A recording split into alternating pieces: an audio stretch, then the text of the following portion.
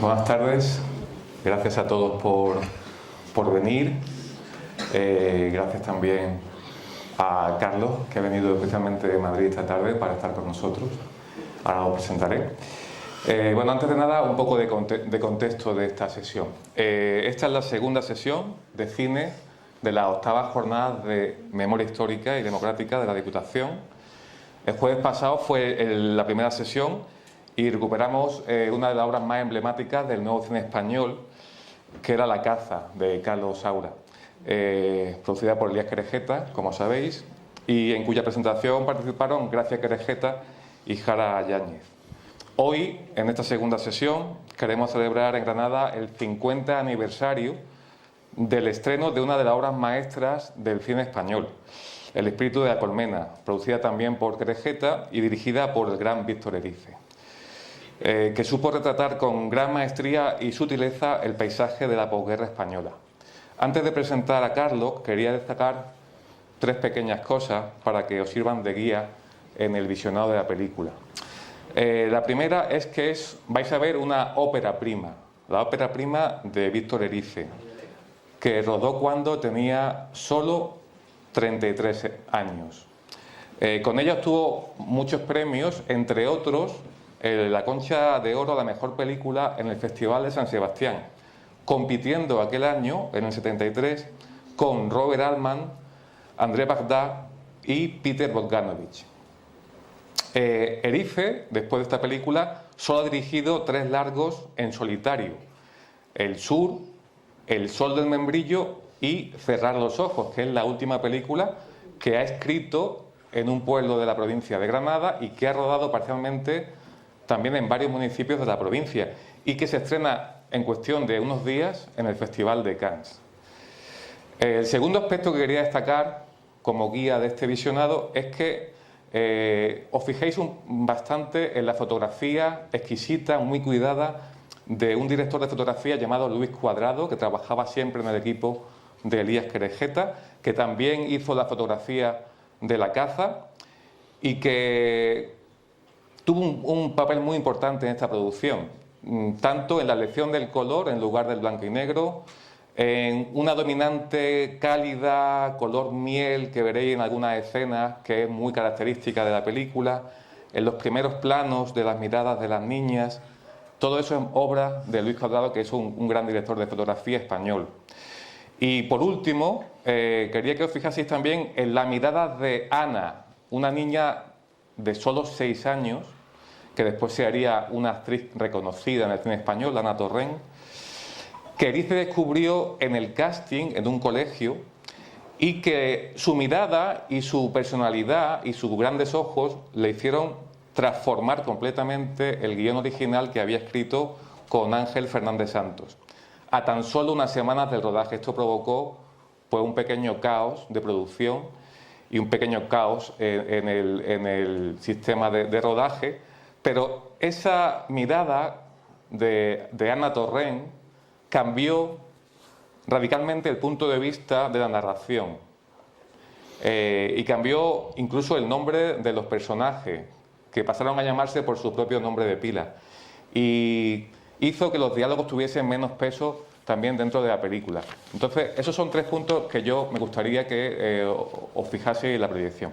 Y paso a presentar a Carlos F. Heredero, que es uno de los grandes críticos, historiadores del cine español, que todos conocéis. Comenzó su carrera en los 70 en la revista Cinema 2000, después pasó a dirigido por la revista decana del periodismo cinematográfico, con Fotogramas en España, que como historiador es autor de diversas monografías, entre ellas de John Huston, de Eric Romer, de Borau, de John Cassavetes, de Iván Zulueta, de Gutiérrez Aragón o de Aki Kaurismäki, que también es coautor con Santa Marina de la Biblioteca del Cine Español de Cátedra y es codirector del Diccionario de Cine Español e Iberoamericano, publicado por la Fundación Autor, que tiene 10 volúmenes.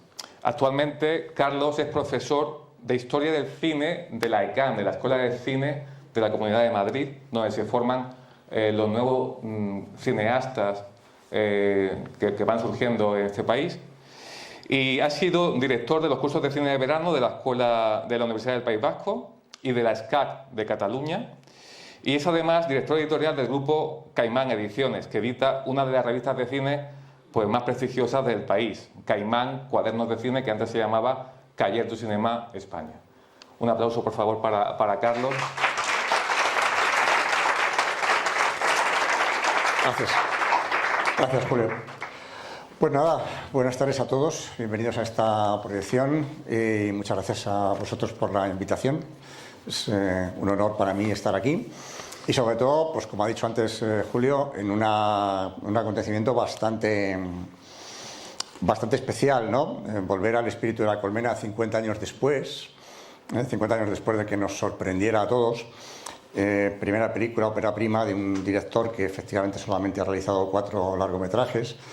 Volver a Granada, donde, como decía Julio, no solamente se ha rodado Cerrar los ojos, sino que además a Granada ha vuelto también Ana Torrent, la protagonista de la película, la niña protagonista de la película, que también tiene un papel en Cerrar los ojos. Por tanto, todo el círculo se cierra, luego habrá ocasión de hablar de esto. Pero bueno, por presentar muy brevemente la película, porque después vamos a tener ocasión de tener un coloquio y de desgranar todos los puntos de vista y de hablar con ustedes todo lo que quieran. Pero sí, quizás fuera útil contar algunas cuestiones. Contaba Víctor Erice que en principio Elías Querejeta y él querían hacer un Frankenstein, una película sobre Frankenstein. Decía Víctor en una entrevista que tuve ocasión de hacerle con ocasión del 25 aniversario de la película, que ellos querían hacer un Frankenstein casero. No había dinero para hacer una gran superproducción. Y Elías Querejeta, fascinado por la figura de Frankenstein, por la mitología de Frankenstein, no solamente por la novela de Mary Shelley, sino por toda la mitología posterior, pues bueno, empezaron a trabajar en eso, ¿no? Luego, efectivamente, la película fue cobrando muchos aspectos. Ahí resultó también completamente decisiva la colaboración del co-guionista Ángel Fernández Santos, del que hay muchísimas cosas en la película, luego tendremos ocasión de hablar, si quieren también les contaré más cosas. Y contaba Víctor Erice también, al final de esa entrevista, que si alguna condición él se atrevía a reclamar para su película, era aquella que fuera propia de la poesía. Sin que ello, decía él, llevara consigo ninguna valoración en positivo. Pero es cierto que estamos más cerca de un cine de poesía que de un cine de prosa narrativa tradicional. Ese cine de poesía del que hablaba Pier Paolo Pasolini en un célebre debate con Éric Rohmer en su día. Y es cierto también que estamos ante una obra, surge en 1973, en el epicentro de eso que se dio en llamar el cine metafórico de la transición política, en cuyo espacio, en cuya filmografía juega efectivamente un lugar central toda la producción, o casi toda la producción de Elías Querejeta durante aquella época. Ese cine metafórico de la transición política fue en buena medida un cine que le hablaba a los espectadores con parábolas, con metáforas, como su propio nombre nos da a entender, en un momento en el que en España la censura seguía existiendo. Seguía existiendo la censura previa de guiones, no se podía rodar una película sin que la censura aprobara el guión, y seguía existiendo la censura final, tampoco se podía exhibir ninguna película sin que la aprobara la censura. En ese cine, todavía cautivo, todavía durante la dictadura, en 1973, y a partir de esos años, 73, 74, 75, primeros años después de la muerte del dictador, aparece toda una filmografía que tiene que ver con esas claves metafóricas, con esas parábolas, con esas lecturas indirectas, subterráneas, que se le ofrecen al espectador. Y lo digo porque la película, que se puede ver como tal historia, pues efectivamente habla de la posguerra, habla de los silencios de la posguerra, de aquello que no se podía decir, incluso dentro del núcleo familiar, ¿no?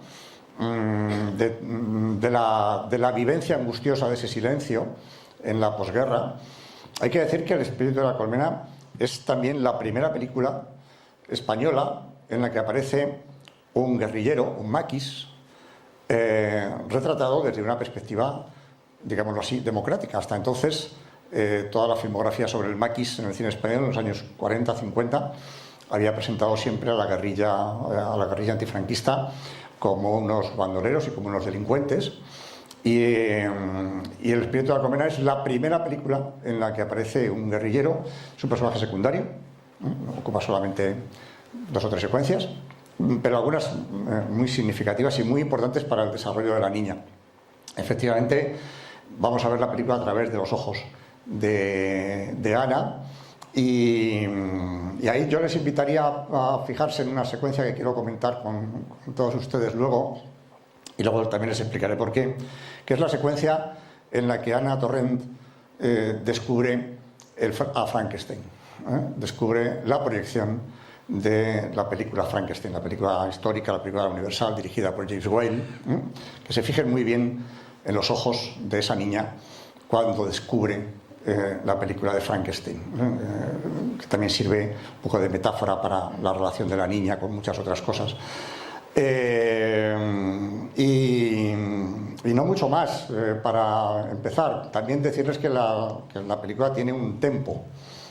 Tiene un tempo propio. Es decir, alguien diría que es un ritmo lento, pero no es un ritmo lento, es el ritmo que necesita la película.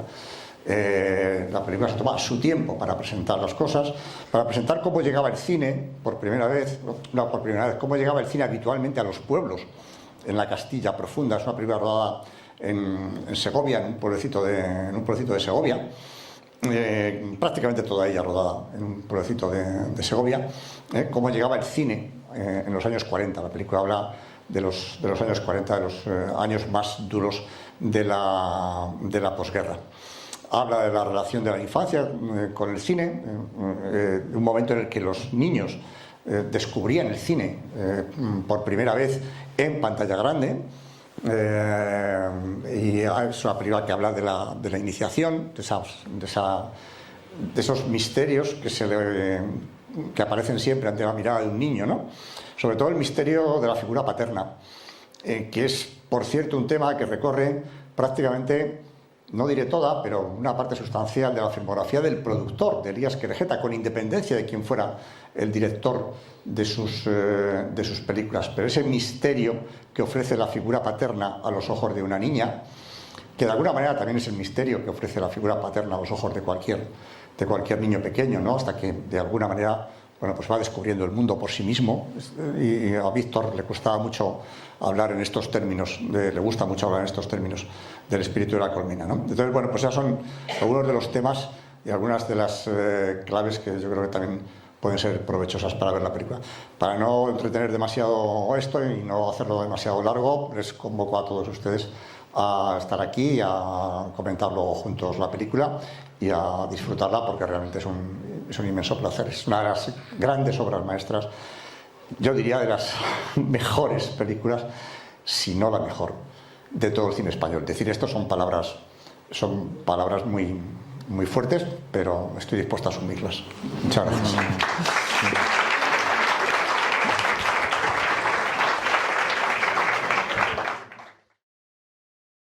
Pues una suerte ver esta película en pantalla grande y celebrar que cumple 50 años de su estreno con un crítico como es Carlos Heredero.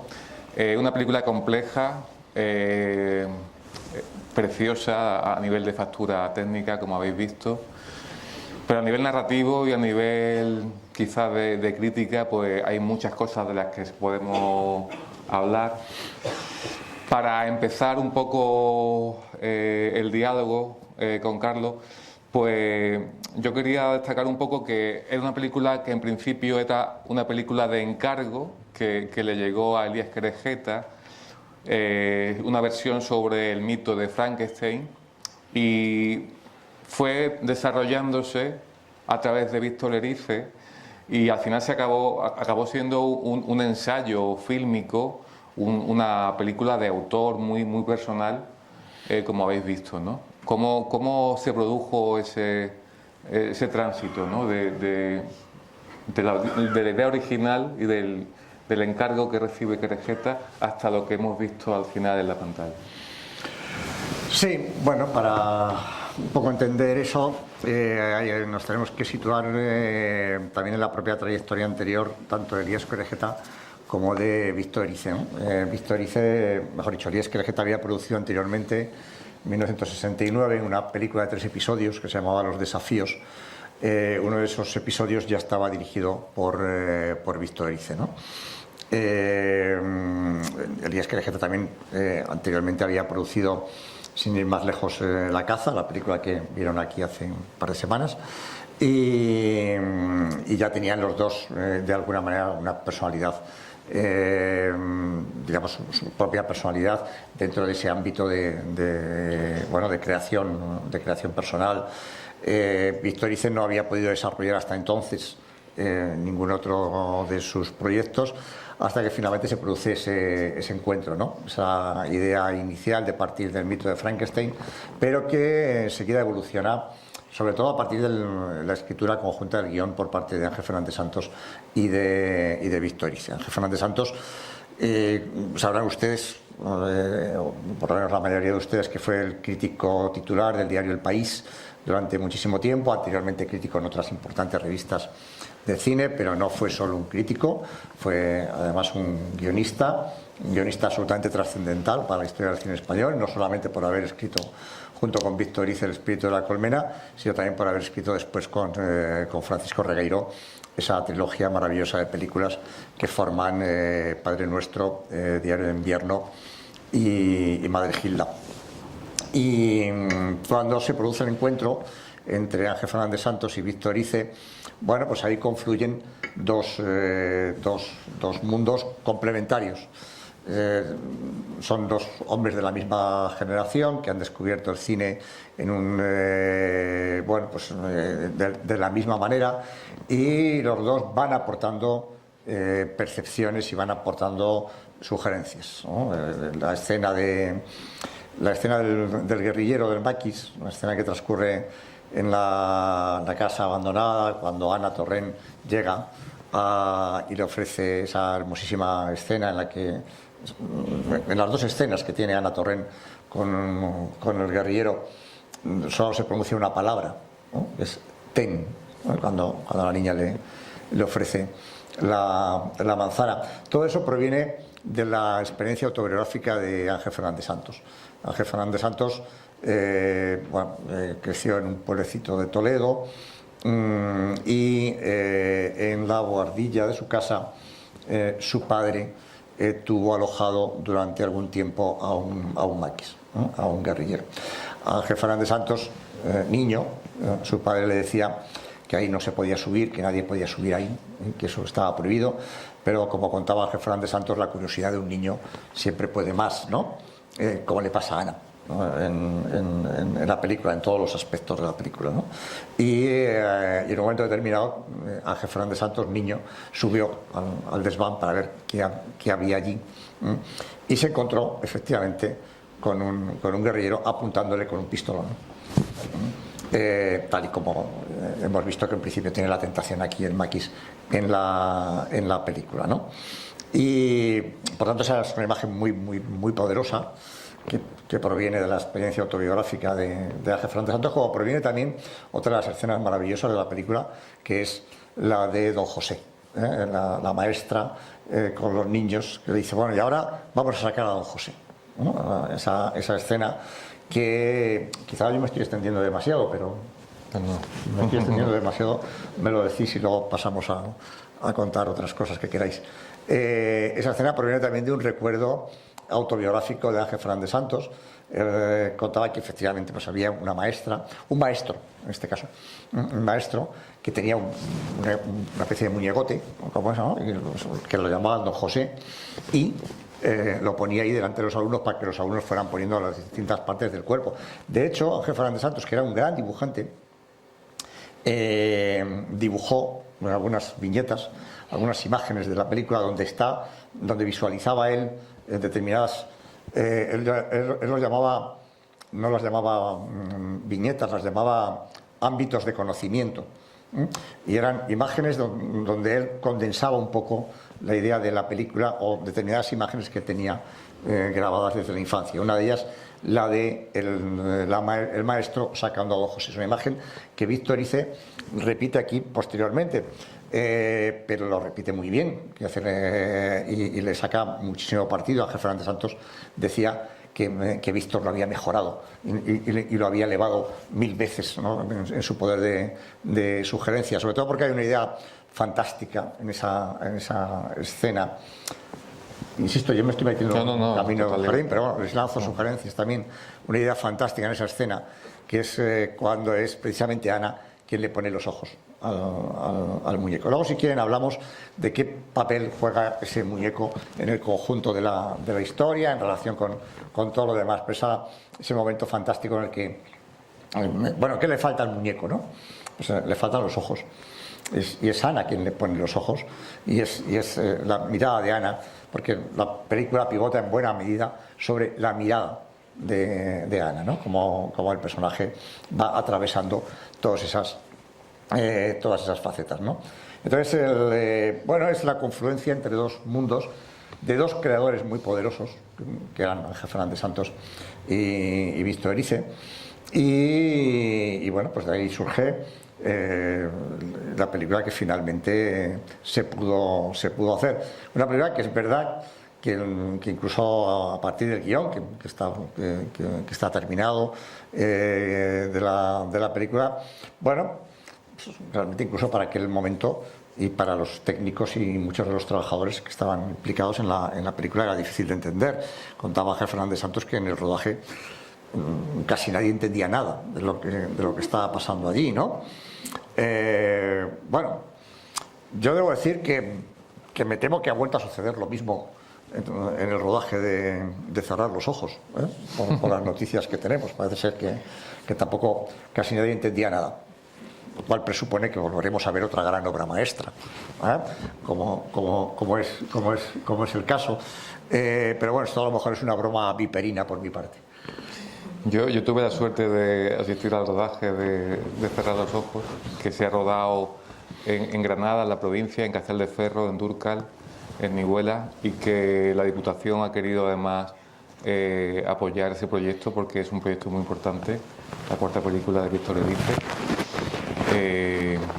Y bueno, la verdad es que el rodaje era muy singular. No puedo decir mucho tampoco, pero con relación a un rodaje convencional de industria del cine, donde están todos los tiempos muy medidos y el productor ejerce siempre un papel dominante, hay un plan de trabajo cerrado, pues yo he ido a varios rodajes y uno se sorprendía cuando veía la dinámica de trabajo de Víctor Erice, que dedica mucho tiempo a ensayar con los actores en el set, algo que no es muy habitual en el cine español actual.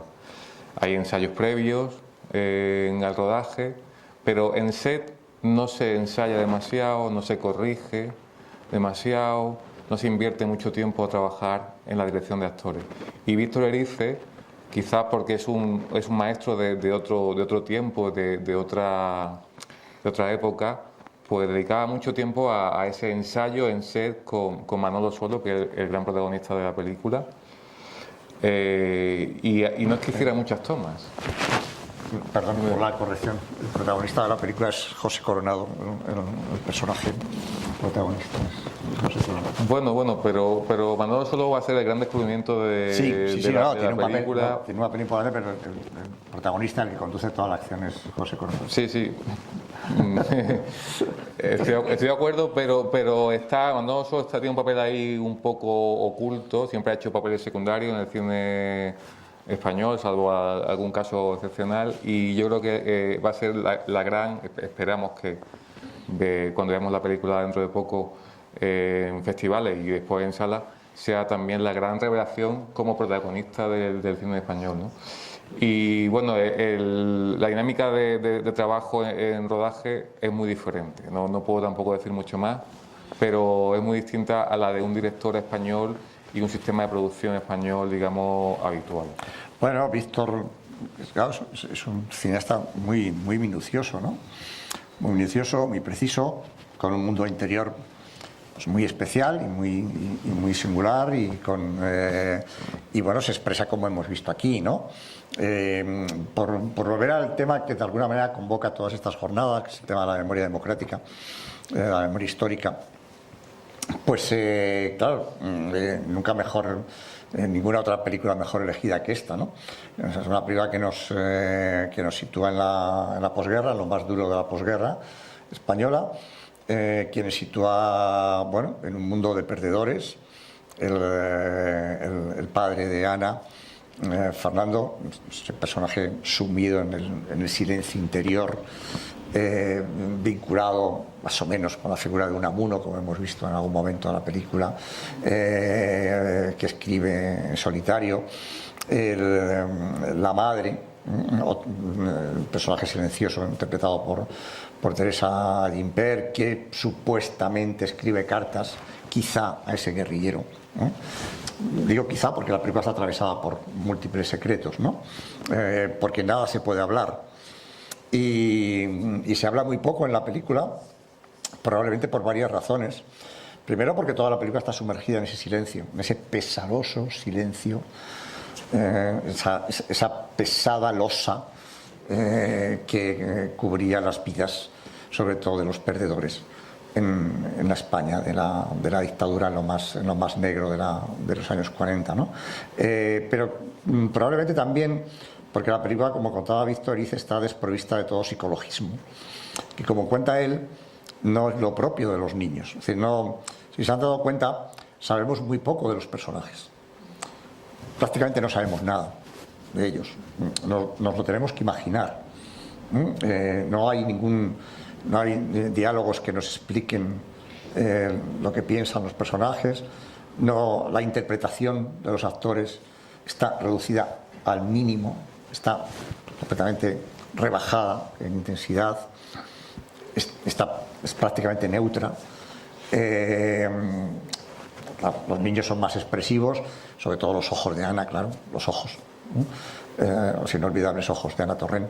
Pero como contaba Víctor, la psicología no es propia de la mirada infantil. Los niños ven cosas, ¿no? Y eso les suscita curiosidad o misterios, y se preguntan por las cosas, pero no se plantean grandes cuestiones psicologistas, ¿no? Esto es lo que también convierte a la película en esa, bueno, en ese artefacto desprovisto de todo tipo de explicaciones, a diferencia de lo que podemos encontrar en casi cualquier otra película narrativa, narrativa convencional, ¿no? Por así decir.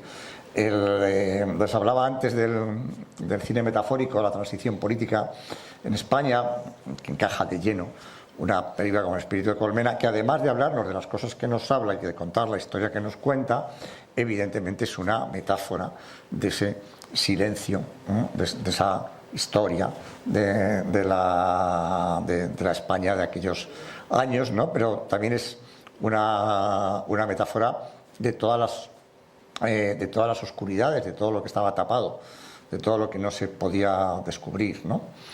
Entre medias queda todo el hilo de Frankenstein, ¿no? Todo el hilo que queda de la idea inicial y que le sirve a Víctor Erice para contar, bueno, lo que hoy se suele comentar, como se suele llamar, un coming of age, es decir, una película de iniciación, crecimiento, aprendizaje, que es ese aprendizaje, ese camino hacia el mundo adulto que tiene que recorrer Ana, ¿no? Que tiene que recorrer dando varios pasos, ¿no? en ese camino. Uno de esos pasos es el descubrimiento de una película cuando la ve por primera vez. Otro de esos pasos es, aquí volvemos a don José. Don José es una persona hecha de trozos, exactamente igual que Frankenstein. Recordemos que el monstruo de Frankenstein es un individuo, entre comillas, ¿no? Es hecho de trozos, ¿no? Y es posteriormente el maquis, el guerrillero al que se enfrenta, ¿no? Todo ese recorrido que debe hacer la niña, también ese momento fantasmático, ¿no? Que luego, si quieren, volvemos del encuentro entre la niña y Frankenstein al lado del lago, repitiendo una imagen que de alguna manera Ana ya había visto en la película de James Whale, ¿no? Cuando la vio por primera vez en el pueblo.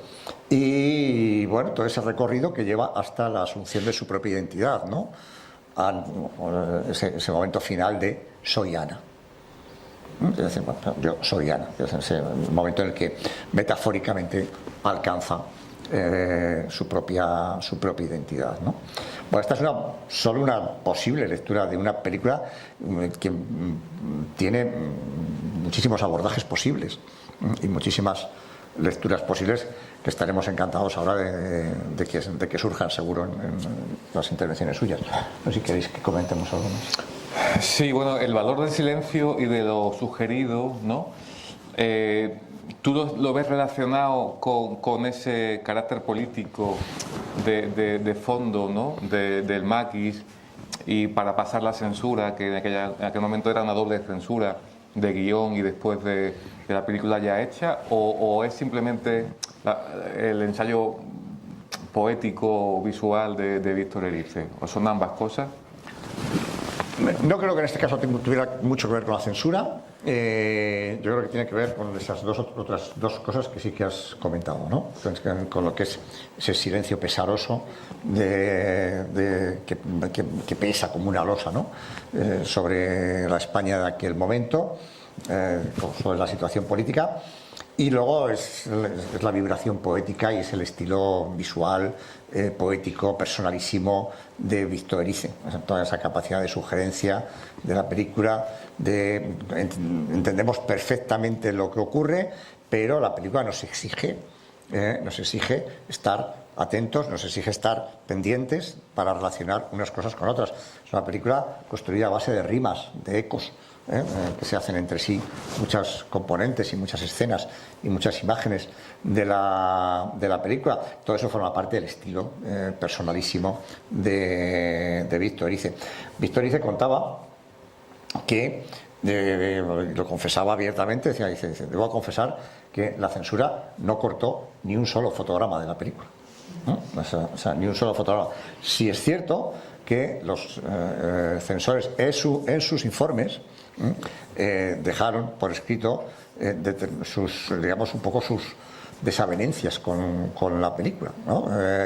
Y uno de los censores, es muy divertido, los informes de la censura son públicos, ¿no? Como siempre, como les digo de vez en cuando a mis alumnos en la Escuela de Cine de Madrid, si alguna tarde están ustedes aburridos, se pueden ir al archivo de la Administración del Estado, a Laga, en Alcalá de Henares, pedir el expediente de la película correspondiente, por ejemplo el de Víctor Erice, y consultar allí el expediente con todos los informes de censura.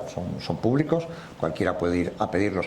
Los expedientes de la censura son muy divertidos, por eso digo que alguna vez están aburridos o tristes y se quieren divertir, muchas veces más que irse al cine, casi merece la pena leer los informes de la censura de aquel tiempo, ¿no? Uno de los censores apuntó: lentitud insoportable a partir del rollo 3.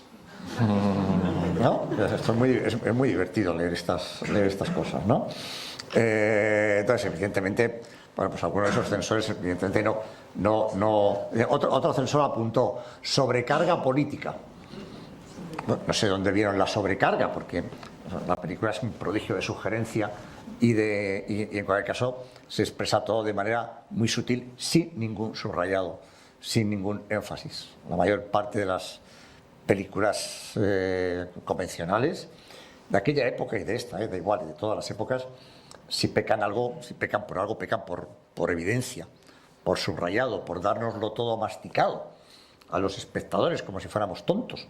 Pero los espectadores no somos tontos, los espectadores nos encanta descubrir cosas y sobre todo nos encanta descubrir cosas nuevas, porque ir a ver siempre lo mismo es muy aburrido, ¿no? Y cuando nos enfrentamos con una película como esta, para quien no lo haya visto nunca, pues probablemente se habrán dado cuenta que estás durante toda la película descubriendo cosas nuevas sin saber por dónde va a ir, sin saber nunca por dónde va a ir. Pero bueno, pero eso es lo que realmente merece la pena en el cine. Cuando vamos a ver una película y ya la vemos venir por anticipado, ¿no? Pues eso no merece mucho la pena, ni nos enseña mucho ni tampoco nos divierte demasiado porque ya nos lo sabemos, ¿no? Las películas que realmente merecen la pena son aquellas que nos sorprenden, que nos sacuden, que nos mueven el suelo y que nos mantienen atados a la pantalla preguntándonos cosas continuamente. Ese es el esfuerzo que hay que hacer ante las buenas películas, ¿no?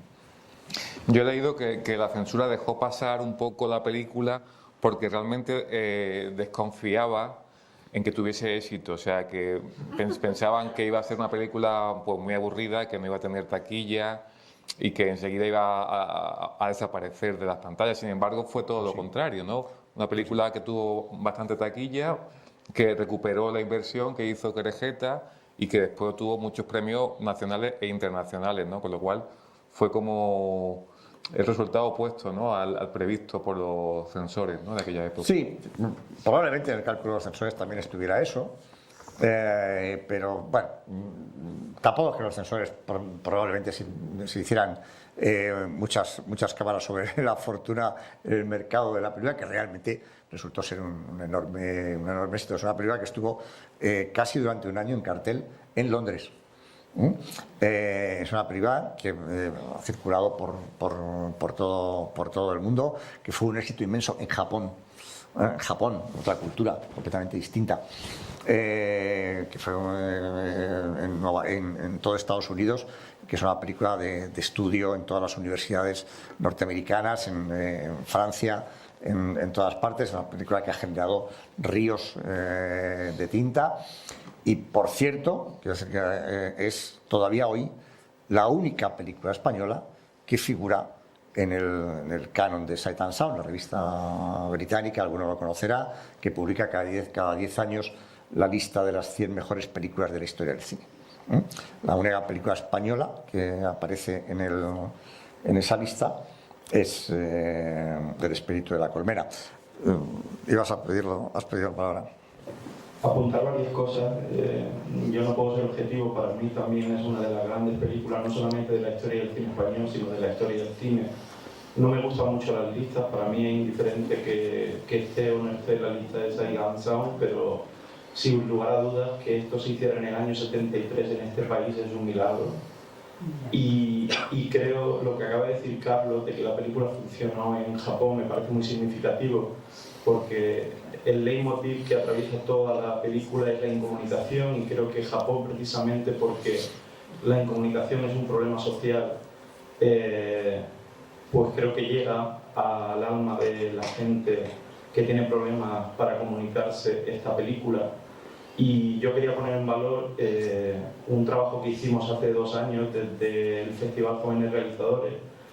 Proyectamos esta película a gente joven, gente de tercero de ESO, de 13, 14, 15 años, y fue increíble ver la recepción que tuvieron. Eran alumnos y alumnas de La Malá, de un pueblo cercano del cinturón metropolitano de Granada, que viven relativamente cerca de Granada, pero a la vez viven lejos, y su realidad es rural. Y entendían mejor que nadie de lo que estaba hablando la película, con una claridad pasmosa. Es decir, sabían, esa incomunicación, esa figura paterna que da entre ternura y miedo, o respeto al menos. Es extraordinario ver a la gente joven, y también me gustaría reivindicar que han pasado 50 años, pero ahora nuestras generaciones jóvenes tienen problemas por el mundo en el que vivimos para comunicarse, y creo que esta película les llega especialmente y hay que ponerla más. Y de hecho está inscrita en un proyecto europeo maravilloso que se llama CINET, que animo a la gente que se dedique a la enseñanza, a investigar sobre ese proyecto y a llevarlo a sus colegios y a sus institutos. Y por último, esto es un poco ya quisquilloso, amante de Víctor. Víctor ha hecho 3 largometrajes, películas ha hecho más, sí, y además son extraordinarias. Por ejemplo, Alumbramiento o L'Amour Rouge, y especialmente quiero poner en valor Vidrios Partidos, que es una grandísima obra que, junto con El Año del Descubrimiento y Nación, hacen como un tríptico sobre la desindustrialización en la península ibérica de un valor incalculable. Y ya me callo. Había otra palabra aquí pedida también. Aquí. Bueno, pues no sé si sí. Bueno, mi nombre es María y estoy especialmente emocionada porque mi abuelo era republicano, yo viví en mi familia pues lo que cuenta la historia de la película y estoy doblemente emocionada porque he traído a mi hijo que tiene 10 años a que vea por primera vez El espíritu de la colmena. Le he dicho que es mi película favorita del cine español, sin duda. Y bueno, yo he tenido la suerte de hacer 2 cursos con Víctor Erice, he escrito sobre su cine también. Tuve la suerte de, antes de que se publicara un artículo sobre El sol del membrillo, estaba justamente yo haciendo un curso con Víctor. Le dije, mira, se va a publicar este artículo, léelo, ¿qué te parece? Y me dijo que le pareció maravilloso, así que fue uno de mis momentos también que casi le grito, ¿no? Pero me ha dado un poco de rabia porque me acabo de enterar que él la rodaba en Granada, su última película, o sea, no tenía ni idea. Yo llevo aquí viviendo 6 años. Sí que Cristales Rotos nos lo mostró antes de estrenarse en el curso que estábamos haciendo con él. Y le interesa mucho la ficción mezclada con la realidad, ¿no? o con el documental. Recuerdo que cuando vimos Cristales Rotos la primera vez, nos dijo, a ver si averiguáis, porque hay una mezcla entre actores profesionales y personas que realmente formaban parte de los trabajadores de esa fábrica y tal. Y la historia que más emocionó era precisamente la de una actriz que no era una persona real que había sido trabajadora. Y nos dijo que en verdad en el cine daba un poco igual diferenciar entre ficción y realidad, ¿no? Que todo era como un conjunto para emocionar y ya está. Y bueno, yo a Carlos le quería preguntar, porque, bueno, esta película la he visto muchas veces, pero ahora pues la lectura que he hecho de ella es que me ha parecido que hay un paralelismo muy grande entre Stalker y El espíritu de la colmena. Por ejemplo, la escena de ella en la cama es la escena de la cama de Stalker, la escena del pozo también, el final de Ana con el vaso y el ventanal es Stalker, o sea. Y bueno, también he visto una escena de sacrificio ahí, sin duda, cuando están buscando setas. Me pareció como que estaba viendo también, por otra parte, una escena de sacrificio. No sé qué te parece a ti, ¿no? Que eres un gran entendido del cine. Yo soy un poco friki porque ya hice un escrito encontrando un paralelismo entre El Mago de Oz y Stalker, porque también hay como una transición entre el blanco y negro y luego el cine en color, ¿no? En las 2 películas también, bueno, ahí tengo un artículo que si quieres te lo paso, pero tengo un amigo que da clases en la Universidad de Barcelona de cine y dijo, oye, que tienes razón, que está viendo las 2 y me parece que sí. Y bueno, pues ya está, realmente quería decir eso y que me hubiera gustado muchísimo saludar a Víctor Erice, que espero que, no sé cómo nos podemos enterar cuando un preestreno aquí en Granada. Vamos a intentar hacer película se aquí... estrena comercialmente el 29 de septiembre. Sí, y vamos a intentar hacer aquí, si Víctor quiere, es un poco el compromiso que hizo con la Diputación, hacer un pequeño pase reducido en esta sala. Uy, a mí me encantaría estar. Pero Víctor a veces es un poco imprevisible, entonces esa es un poco la idea. Bueno, pues solo eso. Vale. Si has visto también ese paralelismo con Stalker. Vale, lo del Mago de Oz no te lo pillo, pero por eso sería muy interesante tu artículo, o sea que si me lo pasas, es estupendo. Lo de Stalker sí, claro. Si quieres paso el sol del membrillo. Lo de Stalker, desde luego sí, la conexión con Tarkovsky en este sentido, pues yo creo que es muy relevante y muy pertinente. Hay momentos en los que efectivamente los universos poéticos de Tarkovsky y de Victor Erice no están muy alejados y tiene toda la coherencia del mundo que se puedan encontrar esas resonancias, ¿no? en esas imágenes. Tal que la tengo más lejana, hace más tiempo que la vi y me resulta más difusa. Sacrificio la tengo más presente y efectivamente se pueden encontrar ecos y resonancias entre las películas. Me parece muy bonito la relación con Tarkovsky y bueno, pues esto es lo que propicia también esto es lo que Harold Bloom llama el viaje de las influencias, ¿no?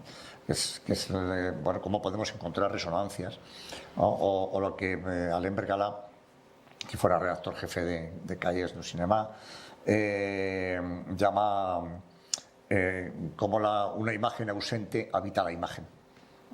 Y este es un caso muy claro, ¿no? Como una imagen ausente que hacen del cine de otro momento o de otro cineasta, imágenes tan poderosas como las de Tarkovsky, habitan de alguna manera también en las imágenes de una película como El espíritu de la colmena, pues que tiene igualmente esa dimensión lírica, estrictamente poética, que tiene prácticamente casi todos los fotogramas de la película, ¿no? Hola. Hola. Bueno, pues yo he vuelto a ver la película después de muchísimos años y es magnífica, claro. Y hay una cosa, un aspecto técnico que me gustaría conocer su opinión, porque para mí la película es como muy pictórica. A mí me ha recordado en el uso de la luz a Rembrandt, a Latour, a Caravaggio, a Zurbarán. Entonces, es que me parece además una utilización tan acertada para poner de manifiesto el silencio, la oscuridad, la pesadumbre, ¿no? Ese momento. Esa relación con estos grandísimos pintores, y usted también, quiero decir, ¿esto es un invento o mío o realmente? No, en modo alguno. Ese componente y esa intencionalidad. En modo alguno. Es fantástico que hablemos de esto, ¿no? Yo creo que hay dos grandes influencias pictóricas, son Vermeer y Zurbarán, básicamente, ¿no? Vermeer por la utilización de las ventanas, de las luces que entran por las ventanas, las composiciones con los personajes al lado de una ventana. Es que yo he visto un Caravaggio clarísimo, yo he visto un Caravaggio clarísimo cuando la escena de las dos niñas, que la niña se está haciendo pasar porque ha muerto en el suelo, y la otra niña sentada a su lado, esa iluminación, o sea, yo he visto claramente ahí. Bueno, sí. Yo creo que es Zurbarán. O Zurbarán. Yo creo que es Zurbarán y que es la utilización de una imagen iluminada en un espacio exento, que hacen todo rodeado de negro. Ahí Víctor recoge toda una tradición pictórica, esa tradición tan exigente como la de Zurbarán. Hay algunos cuadros de Zurbarán que se han puesto en algunas ocasiones en conexión directa con varios planos de la película. Ese en el que Ana está auscultando el corazón de su hermana, pero también el de la madre escribiendo las cartas. Hay muchos planos de la película que nos pueden llevar a Zurbarán y otros muchísimos a Vermeer, ¿no? Para hablar de las ventanas, ¿no? y de la luz, hay que decir que los cristales con forma de celdilla que nos llevan de nuevo a la colmena, ¿no?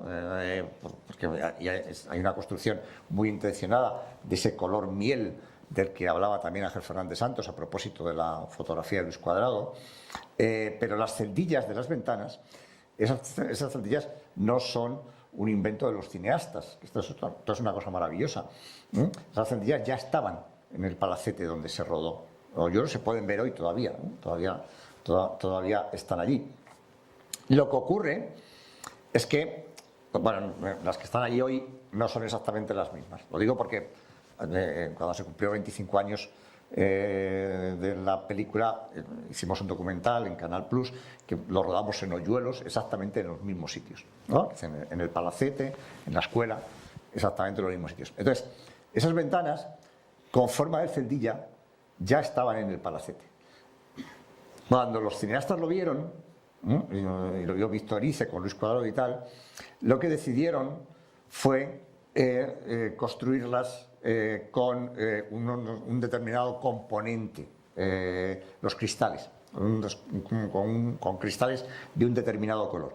El padre de Luis Cuadrado hacía estas cosas, se ocupaba, no me acuerdo qué oficio tenía, pero construía estas cosas. Entonces construyeron unas ventanas con forma de celdillas, esas celdillas, igual que las que estaban en el palacete, pero con los cristales con un determinado componente de color que después, lógicamente, adquiere todo su color ya con la iluminación de la película, ¿no? Ese encuentro en el que, esas ocasiones en las cuales tú construyes una película, tienes en mente la idea de la colmena, evidentemente eso viene del guión y del proyecto y de la idea que tiene el cineasta en la cabeza, y luego vas a la realidad, en la realidad te encuentras cosas nuevas, y dices, mira qué bien, ¿no? Esto encaja con lo que estamos con nuestra idea, ¿no? Y después, una vez que esa gran idea te la ha dado la realidad, una realidad que tú no controlas, es la realidad a la que se enfrenta el cineasta y a la que algunos de los más grandes cineastas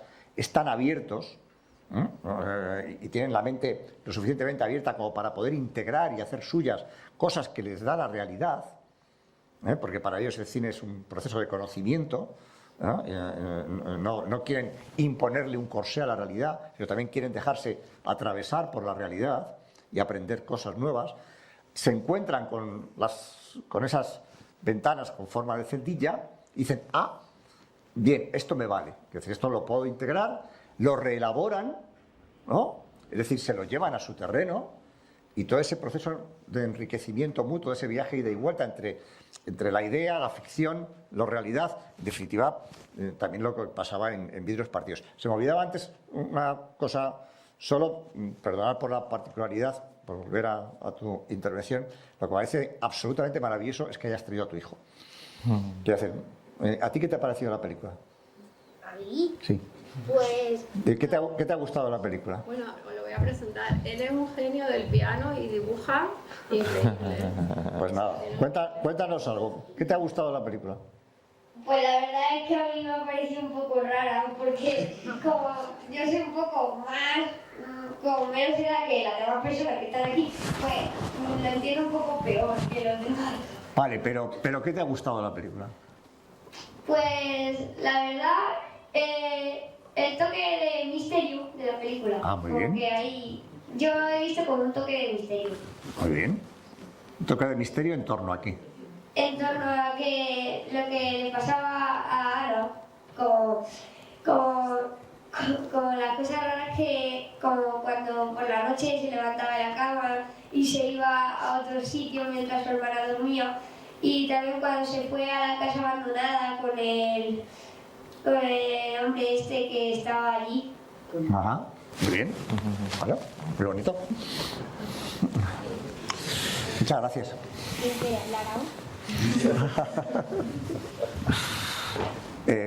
¿Hay otra palabra pedida por ahí? Bueno, hay como dos cosas que la segunda vez que veo la película y que efectivamente en este espíritu del misterio, como decía mi compañero, pues yo le sigo dando vueltas. Una tiene que ver con el color miel, que es que claro, es muy interesante que haya ese contraste entre los tonos tan cálidos dentro de la casa y fuera tonos tan fríos, y no sé muy bien cómo por dónde hilar esto con el resto de temas de la película. No sé si alguien tiene alguna idea al respecto.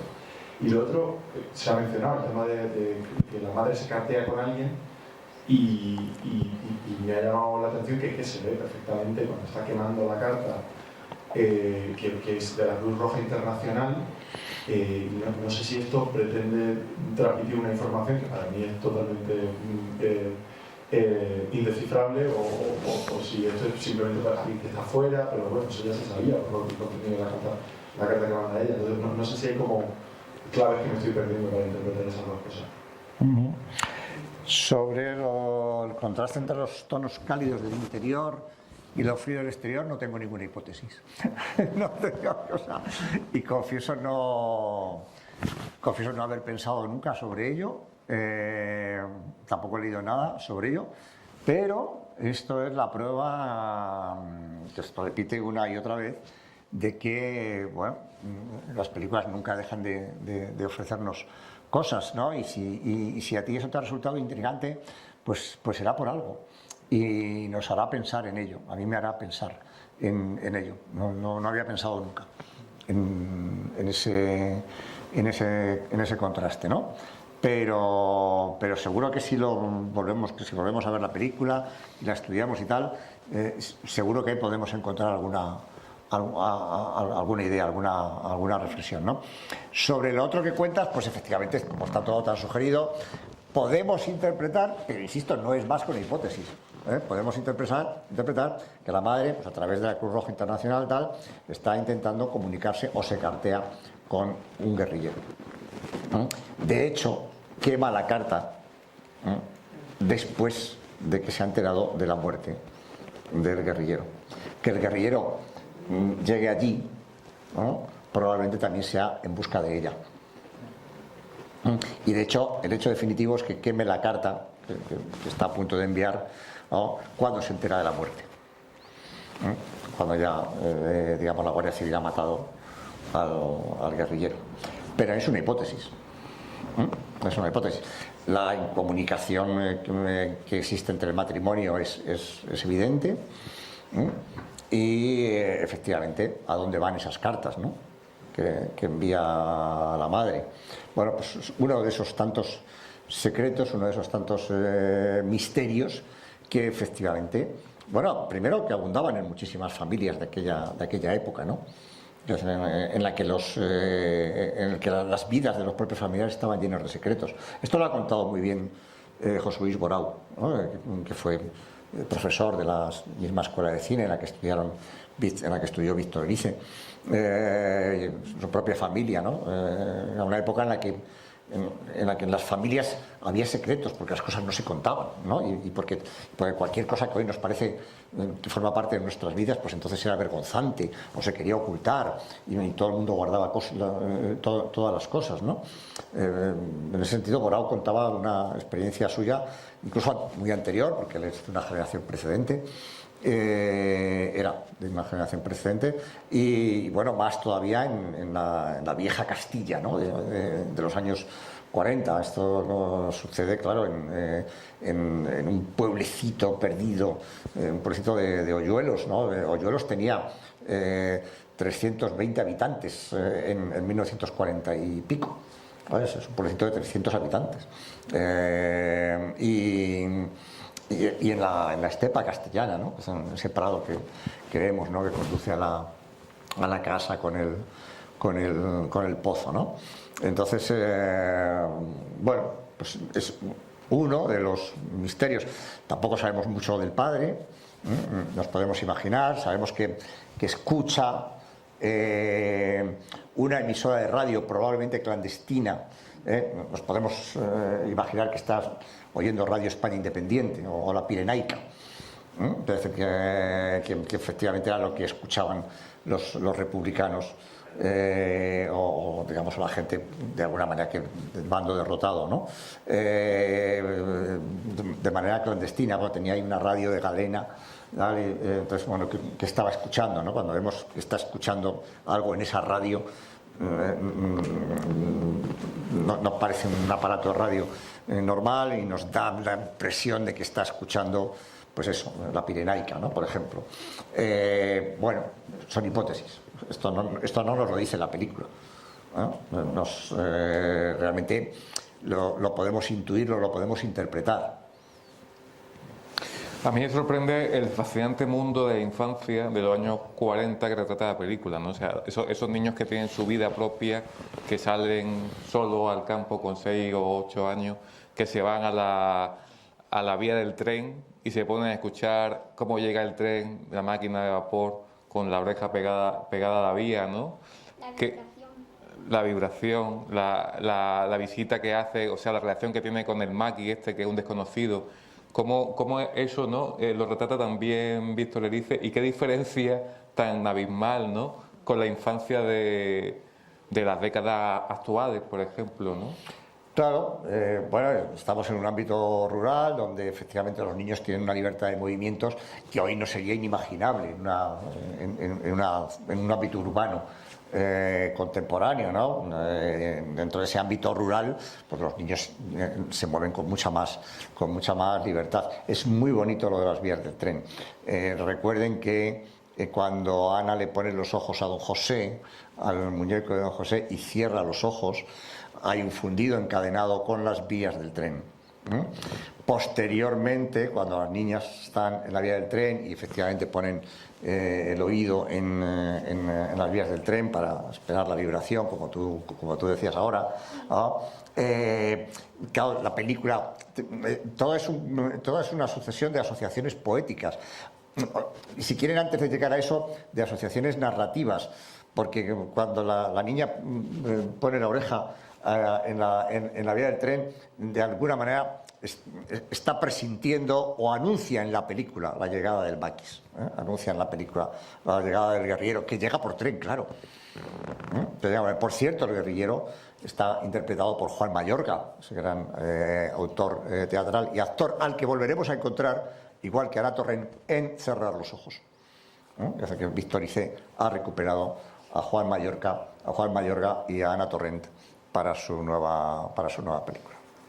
Un apunte técnico, además de los planos espectaculares que tiene esta película, hay uno que es especialmente difícil de rodar. No sé si os habéis dado cuenta, cuando ella, la mujer, llega en bicicleta a la estación del tren para echar la carta al correo, pues se ve viniendo la locomotora en el fondo del plano y ella llegando a la estación en bicicleta, y hay un pequeño plano secuencia que acompaña a ella de derecha a izquierda, deja la bicicleta en la pared de la estación y después, justo en ese momento, para el tren en la misma, delante de la cámara, y entonces ella se mete como en la nube de vapor de la máquina, ¿no? Eso técnicamente técnicamente en los años 70, sin efectos digitales ni visuales, sino con una locomotora llegando, la actriz principal en bicicleta y un movimiento de cámara simultáneo, eso es bastante complicado de hacer, bastante arriesgado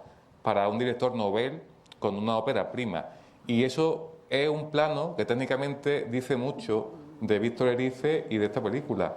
Es un plano de una gran película, de un gran director, que podía ser español o americano. Rodar eso es echarle mucho valor a rodaje, ¿eh? Sí, lo que ocurre es que estoy totalmente de acuerdo contigo, efectivamente es un plano complejo, pero bueno, estamos hablando de una ópera prima. Bueno, es una ópera prima, primero es una ópera prima como largometraje. Anteriormente Víctor había rodado un episodio de Los Desafíos y había rodado mucho en la escuela de cine. Víctor fue siempre, desde las primeras prácticas que rodaba en la escuela de cine, un gran cineasta. El valor de ese plano, para mí, el mérito de ese plano, para mí, no es tanto técnico, que es un plano perfectamente asequible por la industria española de aquellos años, cuanto el valor expresivo del plano. Porque ahí es donde está el gran cineasta. Ese valor expresivo. ¿Por qué el valor expresivo de ese plano? Porque es que ese plano secuencia, que está muy bien visto por tu parte, es el que pone en relación, ¿no?, a la mujer cuando va a echar la carta con el tren, las vías del tren y el tren en el que va a venir el maquis. Esa gran intuición de poner en relación dentro del mismo plano a la mujer que echa las cartas y al tren en el que más tarde va a llegar el guerrillero. Es decir, la gran intuición narrativa de ese plano está a la hora de poner en relación, por eso es un largo plano secuencia, esas dos dimensiones. De nuevo es un plano premonitorio, casi todo en la película se carga de premoniciones, de lo que está por pasar. Por cambiar el tema, si me permites, y por comentar una cosa, porque quería saber cuál es su parecer, si queréis opinar al respecto. ¿Qué os parece cuando Frankenstein se le aparece a la niña en el lago? ¿Qué opináis de eso? Me gustaría escucharos. Se ha comido la seta. Bueno, mira, esa es una interpretación posible, ¿eh? Esa es una interpretación posible. Tiene tantísimas lecturas, ¿no? Que yo creo que ellos le han querido dar, pues eso, una lectura abierta, ¿no? Desde que alguien se le haya parecido realmente a la niña. Decía eso, que yo creo que ellos han querido dejar un poco abierta la interpretación, ¿no? Porque hay infinitas lecturas desde que ella haya recordado la película de Frankenstein, que realmente se haya encontrado con algo o con alguien en mitad de la noche. A mí se me acaba de ocurrir una cosa que no había pensado tampoco nunca, me acabo de pensar ahora, de que hay una niña rubia y otra morena.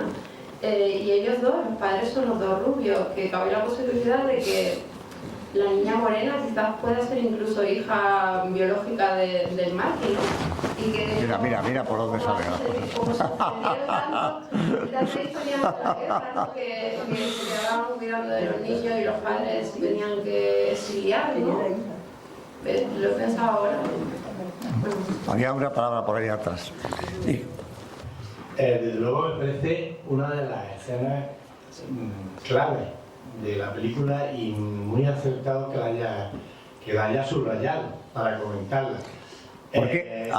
Vale. Es un sueño de la niña y claro, yo entiendo que los sueños en el cine son muy complicados de expresar cuando no son un fracaso.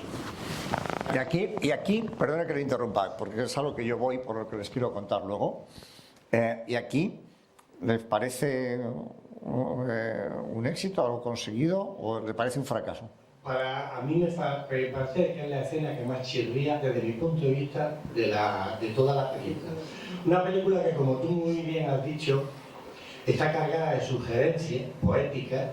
La escena que habéis resaltado de la niebla me parece magistral, por la evocación, sobre todo porque ella entra en su pasado a través de la niebla.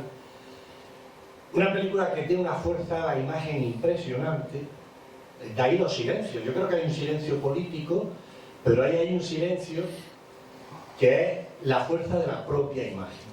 Hay un plano secuencia magnífico que es cuando ella está acostada y está esperando a que su marido se acueste.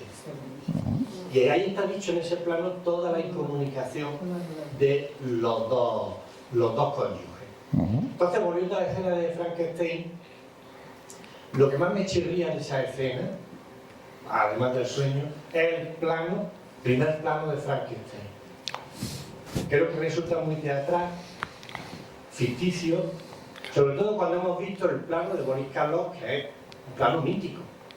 Entonces, claro, hacer ese plano en una película tan detallada, tan minuciosa, me parece hasta ingenuo. Lo digo, en fin, por hacer un poco abogado del diablo. Y vista, la película la he visto muchas veces y cada vez que la veo me gusta más. Y desde luego pienso que es una de las mejores películas del cine español, sin lugar a dudas. Ya tengo mis dudas si es la mejor, no lo sé, pero vamos, de las 3, 4 mejores, evidentemente está. Y ese es el plano, y ese es el momento que a mí, al menos, que es una lectura muy personal y por supuesto muy discutible, y es lo que más me chirría de la película. Esta es mi opinión. Muy interesante, muy interesante. Hay otra palabra pedida por allá de fondo. Ahora les cuento una anécdota al respecto. Bueno, solo para añadir a tu hipótesis, ¿no? Que se permiten muchísimas lecturas de esa película. A mí me ha llamado mucho la atención el enlace que hace Víctor Erice entre el monstruo de Frankenstein y el padre. Porque cuando la niña en la película de James Whale primero le pregunta al padre, ¿vas a jugar conmigo? Y él parece que no. Pero luego quien aparece el monstruo en un tipo de símbolo del padre buscado, un poco feo también, ¿no? Porque el padre nunca está, y hay una sobreidentificación de la niña con el padre que está buscando constantemente. Y la película sugiere también, cuando al principio ponen la película en el ayuntamiento o en esta sala, aparece el moderador de la película y dice, bueno, no vais a tomarlo demasiado en serio. Y parece que ahora empieza la película y la primera cosa que vemos es el padre es Fernando Fernán Gómez, no como si fuera él ahora que aparece dentro de la película. Así que hay este enlace entre el monstruo de Frankenstein y el padre de ella. Y son capas que se sobreponen, me parece, no me chirría nada, me parece más bien muy misterioso, ¿no? Que ella luego se convierte, porque es la imagen de ella, de Ana, que se convierte en la imagen de Frankenstein. Hay esta superposición entre ella y el padre, por una parte, y por otra parte también con la madre.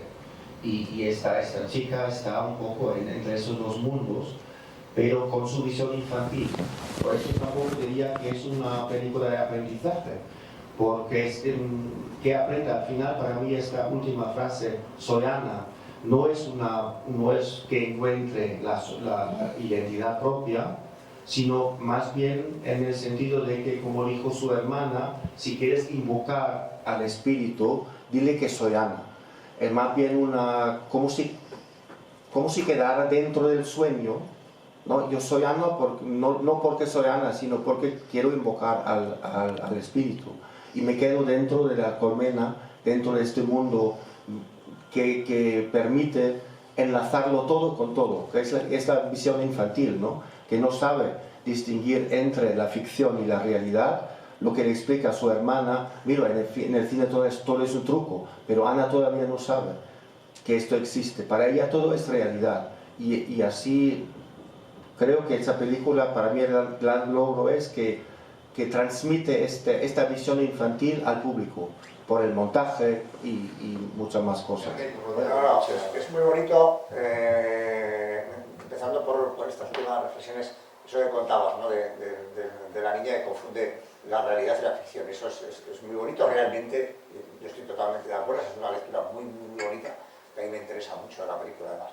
Es verdad, los vínculos que se establecen entre Ana, el padre, el guerrillero, Frankenstein, por supuesto. Por volver al rostro del monstruo, ¿no? Porque claro, es verdad, es decir, y luego volveré al descubrimiento de la película por parte de Ana. Pero vamos primero con la cara del monstruo, ¿no? Yo estoy totalmente de acuerdo con la interpretación que ha hecho. A mí es el plano que me chirría de la película, no solamente me chirría, sino que me molesta profundamente. Y explicaré por qué. Esto lo explicaba Ángel Fernández Santos. Fernández Santos le pidió a Víctor Erice que no sacara el rostro del monstruo, ¿no? Que no lo sacara. ¿Por qué? Por una razón muy concreta. No se podía contar con Boris Karloff para interpretar al personaje. Entonces, era un actor haciendo de Boris Karloff. Como decía Ángel Fernández Santos, una máscara de una máscara, es decir, un mascarón. Es decir, en ese momento, el mito, en esos breves segundos, el mito se deteriora. La imagen fantasmática, la imagen de la fantasía, en esos breves segundos en los que aparece un actor remedando a Boris Karloff, ¿no? El mito poético se deteriora, la realidad lo estropea, la realidad de ese plano, la realidad material de ese plano, que es un mascarón, es la máscara de Boris Karloff. Si todavía se hubiera quedado con la imagen en el agua, pues ahí todavía estábamos dentro de lo fantástico, del cine fantástico. Cuando Víctor vuelve al plano del actor, de pronto, ¿no?, la realidad ensucia la imagen fantasmática del monstruo en el agua. Bueno, simplemente apuntar, o sea, hacer una semblanza, ya la has hecho tú de alguna manera, pero Ángel Fernández Santos, uno de los mejores críticos de cine que ha habido en este país, sin lugar a dudas, y un cineasta que no dirigía películas, pero que hizo cine de muchas maneras, escribiendo y también como guionista, escribiendo crítica. También hay otra manera de hacer cine. Y luego apuntar, porque lo dijiste tú al principio en la presentación, que ibas a hablar luego de esa escena, y para mí es clave esa intuición magistral de Víctor Erice de colocar una segunda cámara de mano para centrar la mirada en Anna Torrent, que es una de las escenas más impresionantes de la historia del cine, y que ha influenciado tantísimos y a tantísimas cineastas, bueno, es que es extraordinario, es sobrehumano. Había dos palabras por ahí atrás, ¿no? Yo no es por cortar el rollo, pero son las 11 de la noche. Un momentillo, espérate, Jorge. Y tenemos que ir. Bueno, ahí me queda una cosa por contar, ¿eh? Solamente. Pero bueno, ahí palabras. Pues mira, ya para lo último, que no me quería yo ir sin oírte tu interpretación de Frankenstein, yo tengo una totalmente distinta. Yo pienso que los ojos de Ana están viendo en el fondo cómo destruir ese mito. Lo que ella tiene es una maldad y una oscuridad por lo que le rodea, y ella ve más allá. Además, creo que Ana crece más con respecto a su hermana Isabel que a su padre. Quema las etapas con respecto a ella, ¿no? La tiene idolatrada y al final le vuelve la cara, ¿no? Que me hace gracia Isabel porque es que parece verdaderamente hija de Teresa. Se parece muchísimo en la misma boca. Pero la interpretación a la última cara justamente de Frankenstein es romper ese mito. Romper el mito de la maldad, visto con unos ojos de la niña que es capaz de ver bondad más allá de todo lo que le está rodeando tan oscuro. También es bonito. Sí, no, yo solamente si no hay más palabras, solamente dos cosas. Antes he contado la interpretación de Ángel Fernández Santos, pero ahora hay que contar la de Víctor Erice. O sea, Ángel Fernández Santos le pidió que no sacara la cara del monstruo, pero Víctor Erice explica por qué sacó la cara del monstruo, ¿no? Entonces Víctor Erice explica que él piensa que Ana recorre ese camino que les he contado, ¿no? Y que de alguna manera se había ganado el derecho, ¿no? A confrontarse y a tener delante a la criatura, ¿no? Decía que la niña iba como recorriendo escalones y que finalmente se había ganado el derecho, la niña, a poder poner imagen a ese personaje. Volviendo a la imagen del descubrimiento de Ana, como contabas tú antes, el momento en el que Ana está viendo la película, ¿no? Esa secuencia fue rodada en tiempo real, es decir, Anna Torrent estaba viendo por primera vez en su vida, nunca antes había visto la película, y la película estaba proyectando en ese momento delante de Ana y delante del resto de los habitantes del pueblo. O sea, una proyección que se estaba haciendo en tiempo real. Como tú contabas, lo que hace Víctor Erice es colocar una cámara llevada a mano por Luis Cuadrado, que estaba tumbado en el suelo frente a Ana, ¿no? Y ahí se produce el milagro, ¿no? Porque eso es un milagro, es algo que, como cuenta Víctor Erice, no puede ser objeto de puesta en escena, ¿no? El milagro es el rostro de Ana, la sorpresa de Ana cuando descubre al monstruo, cuando ve al monstruo acercarse a la niña. Es ese plano absolutamente maravilloso que sobrepasa todo lo que puede imaginar un cineasta en una puesta en escena, que es la sorpresa de la niña. Abre la boca. Para ahora se queda... ¡Oh! ¿No? Cuando el monstruo se acerca a la niña, Ana abre la boca y la cámara capta ese gesto que podía no haber captado. Porque a lo mejor Ana pues, no hubiera tenido ninguna sorpresa. Pero esa sorpresa, que era la de Anna Torrent, ¿no? La actriz Anna Torrent, que había visto, que estaba viendo por primera vez en su vida esa imagen y que de pronto se sobresalta. Esa imagen, cuando el monstruo se acerca a la niña, que a ella le sobresalta y le hace abrir los ojos, elevar la cabeza y abrir la boca. Ese gesto irrepetible, porque ya no puede volver a ocurrir, porque ese es el momento primordial en el que un niño ve por primera vez una película y hay algo que le emociona y que le sobresalta.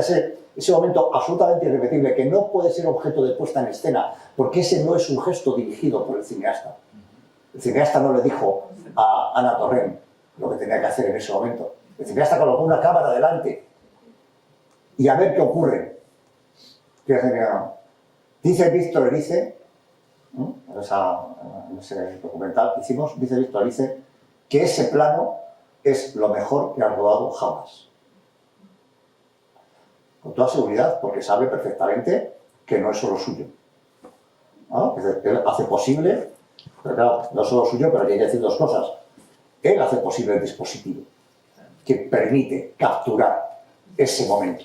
Es el cineasta el que hace posible el dispositivo que permite capturar ese momento. Ese momento que es estrictamente documental. Porque es el registro en el que una actriz, una niña actriz, descubre por primera vez una imagen que le conmociona. Ese registro estrictamente documental que enriquece la ficción. Y esa ficción enriquecida por el documental. Eso que Víctor Erice dice que alimenta los mejores momentos de la historia del cine. Sí.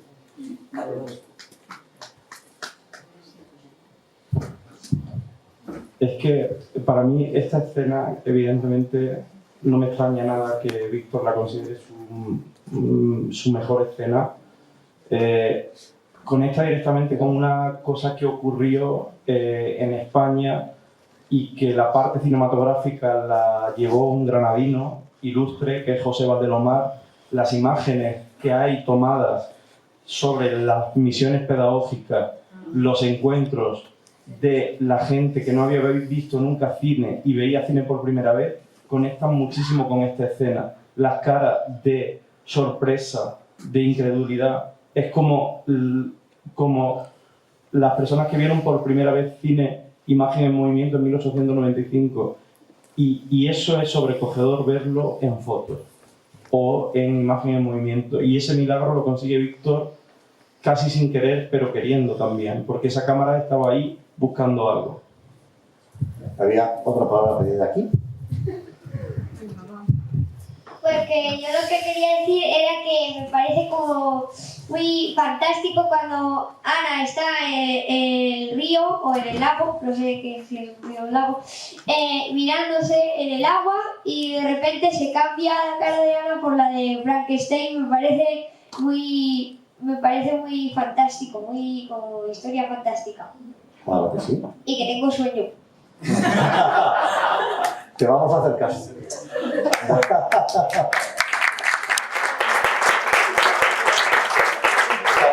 gracias por tu intervención. Yo creo que habría muchas cosas de las que debatir, comentar. Se han quedado cosas que yo quería hablar, que ya no da tiempo. Por ejemplo, la importancia de la factoría que Regeta en el descubrimiento de grandes autores en España, como por ejemplo Saura, como por ejemplo Erice, ¿no? Y muchas otras cosas. Pero bueno, yo quiero agradecer a Carlos de nuevo su presencia y su esfuerzo por venir a Granada. A vosotros, por la invitación. Desde Madrid. Yo creo que ha sido una sesión muy interesante, muy brillante, y un aplauso para muchas gracias.